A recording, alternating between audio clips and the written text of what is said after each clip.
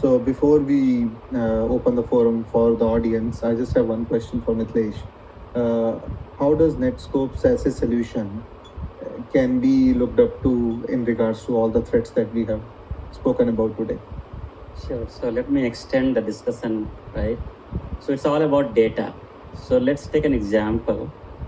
We have HR data dump into AWS S3. That's the base, right?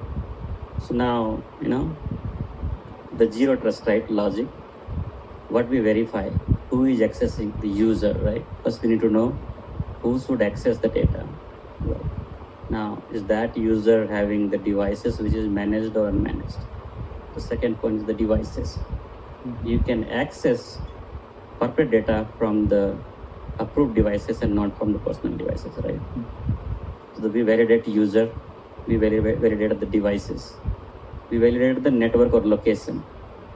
Even though these two things are right, if the location is somewhere, user should not be there, it should not be allowed to be accessed, right? Then for accessing S3, you might need certain application. You have to make sure application is trusted, right? So you want to make sure access is not happening from anywhere and everywhere, and then application is right. Now in that S3, I'm a developer, I have my own free account of AWS, and I'm employee of Netscope. Now, should I be allowed to transfer that data from my Netscope account to my personal account? No, right? No, right? So that's the instance. So the next step is the instance. So even though my application is right, the instance where the data is there needs to be validated, right? Now, moving next, right? So after instance, there would be multiple set of data available in the storage, right? Now, the access system, right? Who is allowed to access what, right? So even though I have access to HR system, should I be having access to finance system? Maybe not, right?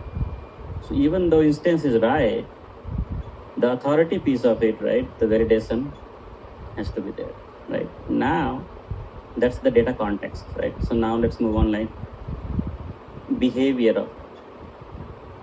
I normally access 5 data set from the AWS, and then all of a sudden there are like 50 data sets that I'm trying to download today. Do you see something going wrong? Right? You would be having some suspicion, right? Why this guy is downloading 50 data sets where his average is 5? So that's the behavior validation, right? So we have to make sure. That's one example, right? When there is an exit of certain employees, you put them to monitor, right? Sometimes that happens that people start downloading the data chunks that they might be useful for them. Sometimes good, sometimes it may be like not the proprietary data. But how do you know? You have to validate and monitor, right? So that's the behavior validation. So you kind of layered up all this validation point one after another. Then you like understand if I validated or not. Once you have the validation is complete, right? For example, all of this, then you want to do like what to do with that. So let's say I'm leaving the company and I'm trying to download bulk of data. What corporation is expecting to make sure it doesn't happen? The policies, right? You want to either allow or block, that is like the user policies. But if you block that user from the day, for example, he resigns, that's not right, right? There would be many things that he has to take care of. Just black and white allow and block doesn't work in that world, right? And that's why zero trust is saying verify and trust it at every aspect of it, right? So then you can say, okay, I will allow you to do certain things, but I will monitor you. And if there is something, I will ask you to re-authenticate. If there is something you're trying to put a virus on my S3 bucket, I will isolate that. If there is something, I have to like block you, I will block you. Even that, if I have to coach you, you heard about the speaker talking about the coaching, right? That's one very good example or feature. Whenever you see, let's say we cross the river, and you're like it's new for you, you will be skeptical to even get into the water. but somebody is there saying, okay, it's just like 1 feet of water, you can go ahead, right? So that's the example of coaching. So sometimes coaching is like just, hey, you're trying to move data from corporate S3 to your personal S3. Do you want to do that? Because that is monitored and that's not allowed.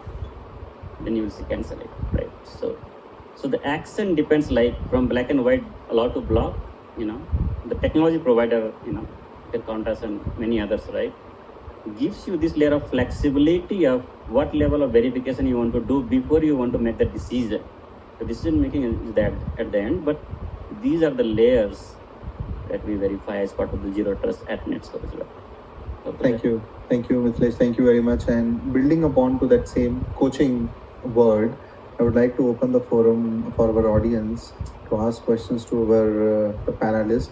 Hope you definitely, they will be coaching us on those aspects as well.